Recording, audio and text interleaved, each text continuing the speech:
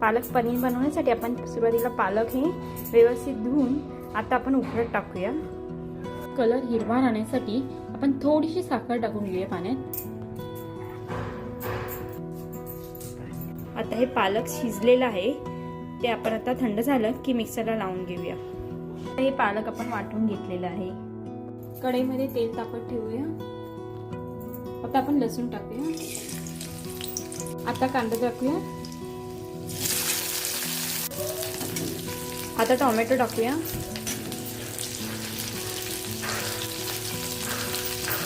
मिरच्या टाकल्या आणि आता आपण त्याच्यात कोथिंबीर घालूया। आता हे सर्व भाजून झालेलं आहे। आता आपण हे वाटून घेऊ।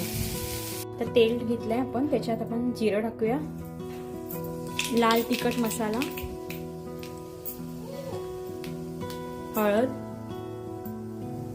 धना जिरा पावडर आणि आता आपण जे वाटप केलेलं ते त्याच्यात आपण घेतलंय।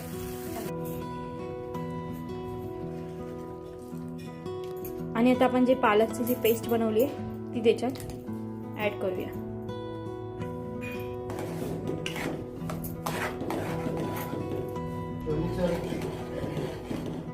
आणि चवीनुसार आपण मीठ टाकूया।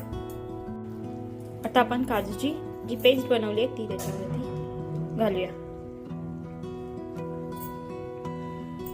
आता आपण त्याच्यात पनीर घालूया।